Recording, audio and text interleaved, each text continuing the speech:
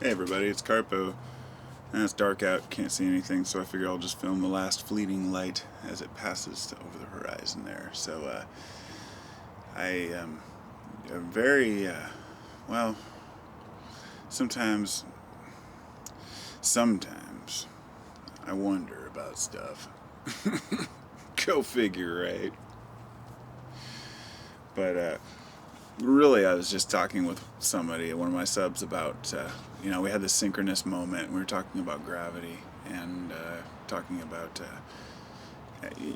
basically along the lines of how gravity was originally proposed by Newton, and then later by Einstein, and now we're kind of living in that whole juncture of trying to figure out what gravity really is.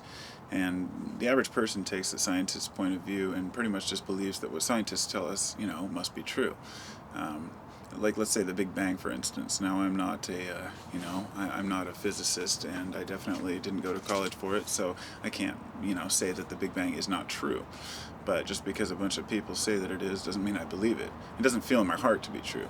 Now, along the same lines, we've got there's a lot of different opinions on how the universe is created, but also why gravity really exists, and what it is exactly. And most of the models they use to explain gravity rely on gravity to work, and it's a very interesting. It's a perplexing situation because we have. Now that we have the electric universe theory, which is completely, dominating the field as far as I'm concerned, but even if that one turns out to be correct, it still leaves a lot to be desired. There's still understanding that needs to be known. Now atoms come together and they create mass, and we still don't even understand why that happens. And it's they attract to like atoms, but why everything doesn't come crashing together and just destroy itself is still an explanation that needs needs to be told.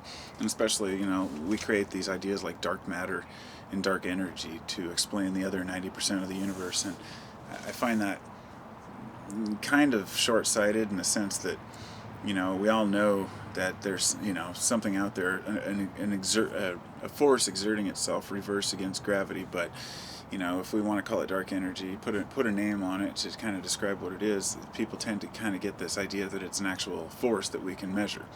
And I wanted to make this comparison because this is something that there are some forces out there that we obviously can't measure, and we're arrogant to think that these forces don't exist. Natural law, the law of cause and effect, and karma, these things that are pretty well known, but we can't really explain them because we can't measure them. Now, in the 1890s, they were experimenting with radiation, and they discovered X-rays and whatnot. I think 1895. There was a fellow in 1896 who he had a photographic plate, and he would heat up a chunk of, I believe, uranium in the sun, and then he'd set it on the photographic plate. And what he believed was happening was that the sun was, the stone was absorbing the sun's radiation and then transferring that radiation onto the plate. Well, it got cloudy for a few days. He put the plate and the rock in the drawer and left it in there. When he came back out to get it, the rock had exposed itself in the dark. Now, this led to a revelation about natural radiation. Now, alpha, beta, gamma radiation.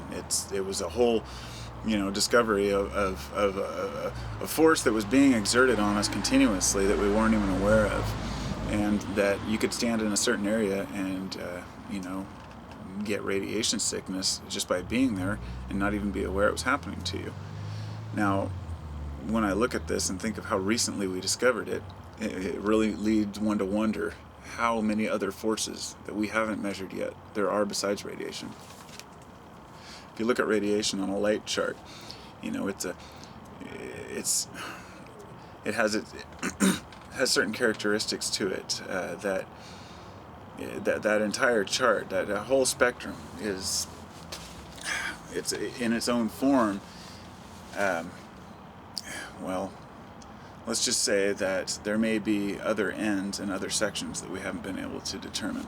And it's really hard to put this into words because it's something that, you can't express very verbally, and I try my best, but I guess I should write some of it down. But the forces, such as the galactic wave theory, which proposes that every so often, every say 26,000 years, the human genome is shifted around due to external forces from outside our solar system, and that these pulses come from the center of our galaxy, the Milky Way galaxy, and these pulses, say every 26,000 years, ripple out across the entire galaxy and affect each person, each plant, and everything, and creates basically a spontaneous growth in things, or a spontaneous evolution in things. And I'm a very strong proponent of this theory, only because the evidence has shown that about every 26,000 years there's a burst of radiation across the surface of the Earth, and there's something from outside of our solar system. And I believe that that's happening right now.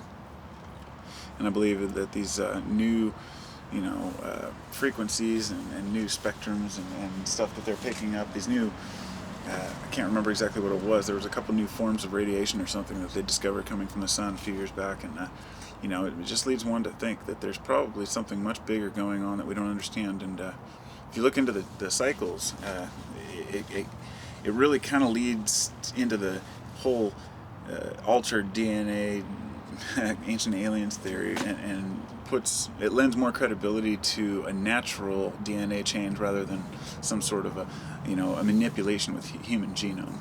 Because I've heard a lot of people talk about that, how they think that we were manipulated in the past just because of fossil records and whatnot. But if you want to leave with one thought on that, it's that the ancients would have called this vibration the Word of God, and the Word of creation.